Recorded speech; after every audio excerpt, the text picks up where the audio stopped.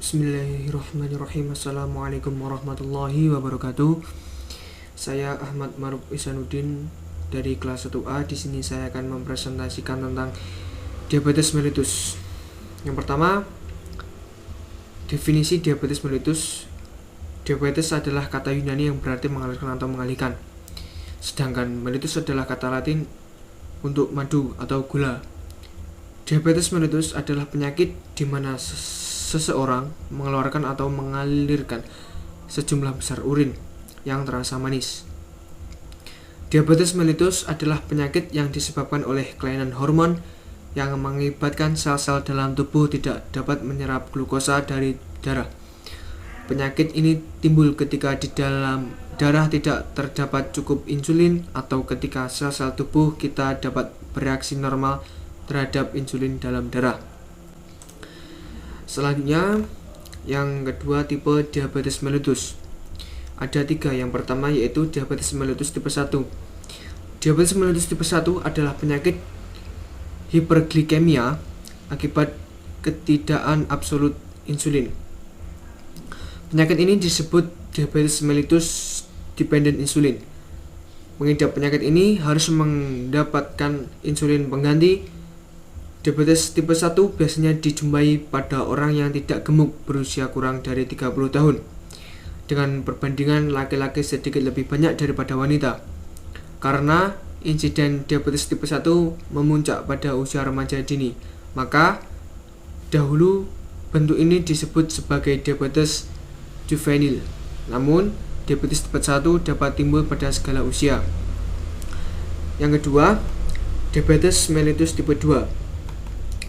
Diabetes mellitus tipe 2 adalah penyakit hiperglikemia akibat insensitivitas sel terhadap insulin.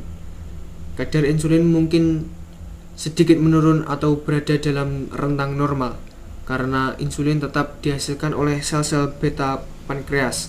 Maka diabetes mellitus tipe 2 dianggap sebagai non-insulin dependent diabetes mellitus. Diabetes mellitus tipe 2 biasanya timbul pada orang yang berusia lebih dari 30 tahun dan dahulu disebut sebagai diabetes awitan dewasa. Pasien wanita lebih banyak daripada pria. Yang ketiga, diabetes gestasional. Diabetes gestasional terjadi pada wanita hamil yang sebelumnya tidak mengidap diabetes. Sekitar 50% wanita mengidap kelainan ini akan kembali ke status non-diabetes setelah kehamilan berakhir. Namun, resiko mengalami diabetes tipe 2 pada waktu mendatang lebih besar daripada normal. Selanjutnya, etiologi ada 3. Yang pertama, etiologi diabetes mellitus tipe 1. Diabetes tipe 1 diperkirakan timbul akibat destruksi autoimun sel-sel beta pulau Langerhans yang dicetuskan oleh lingkungan. Serangan autoimun dapat timbul setelah infeksi virus, misalnya gondongan, rubella, cytomegalovirus kronik, atau setelah pajanan obat atau toksin.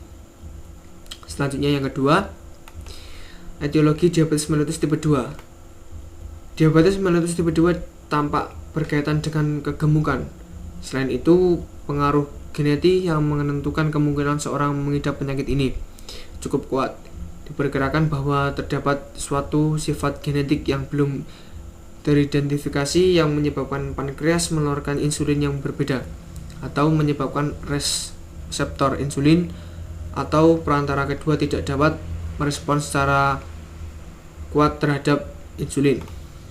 Yang ketiga, etiologi diabetes gestasional.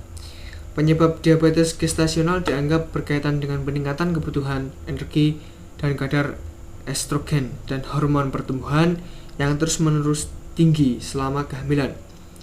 Hormon pertumbuhan dan estrogen merangsang pengeluaran insulin dan dapat menyebabkan gambaran sekresi berlebihan insulin seperti diabetes tipe 2 yang akhirnya menyebabkan penurunan resepsivitas sel.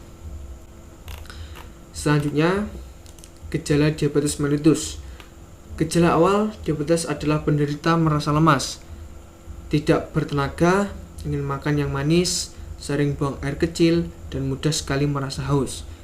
Dan setelah jangka panjang tanpa perawatan memadai, dapat memicu berbagai komplikasi kronis seperti gangguan pada mata dengan potensi berakibat pada kebutaan, gangguan pada ginjal hingga berakibat pada gagal ginjal, gangguan pada kardiovaskular, gangguan pada sistem saraf hingga disfungsi autonom, dan gejala lain seperti dehidrasi, ketoasidosis, ketonuria, dan hiperosmolar.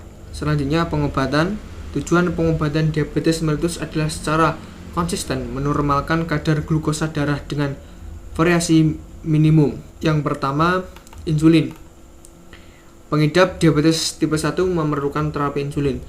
Tersedia berbagai jenis insulin dengan asal dan kemurnian yang berbeda-beda. Insulin juga berbeda-beda dalam aspek saat awitan kerja, waktu puncak kerja, dan lama kerja. Pengidap diabetes tipe 2 walaupun dianggap tidak bergantung insulin juga dapat memperoleh manfaat dari terapi insulin. Pada pengidap diabetes tipe 2 mungkin terjadi defisiensi pelepasan insulin atau insulin yang dihasilkan kurang efektif karena mengalami sedikit perubahan. Yang kedua, pendidikan dan kepatuhan terhadap diet adalah komponen penting lain pada pengobatan diabetes tipe 1 dan 2. Rencana diabetes dihitung secara individual bergantung pada kebutuhan pertumbuhan. Rencana penurunan berat biasanya untuk pasien diabetes tipe 2 dan tingkat aktivitas. Yang ketiga, program olahraga terutama untuk mengidap diabetes tipe 2 adalah intervensi terapeutik ketika untuk diabetes mellitus. Olahraga digabung dengan pembatasan diet akan mendorong penurunan berat dan dapat meningkatkan kepekaan insulin. Untuk kedua tipe diabetes, olahraga terbukti dapat meningkatkan pemakaian glukosa oleh sel sehingga kadar glukosa darah turun. Olahraga juga dapat meningkatkan kepekaan sel terhadap insulin. Selanjutnya, komplikasi akut. Yang pertama, ketoasidosis diabetes adalah suatu komplikasi akut yang hampir selalu dijumpai pada pengidap diabetes tipe 1. Kelainan ini ditandai oleh perburuan drastis semua gejala diabetes.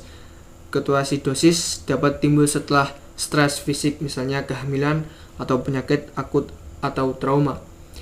Individu dengan ketoasidosis diabetes sering mengalami mual dan nyeri abdomen. Dapat timbul muntah-muntah yang memperparah dehidrasi ekstrasel dan iptrasel. Kadar kalium tubuh total turun akibat poliura berkepanjangan dan muntah-muntah. Yang kedua, efek somogi ditandai oleh penurunan unit kadar glukosa darah pada malam hari, diikuti oleh peningkatan rebound pada paginya. Penyebab hipoglikemia malam hari kemungkinan besar berkaitan dengan penyuntikan insulin di sore harinya. Pengobatan untuk efek somogi ditunjukkan untuk memanipulasi penyuntikan insulin sore hari sedemikian sehingga tidak menimbulkan hipoglikemia.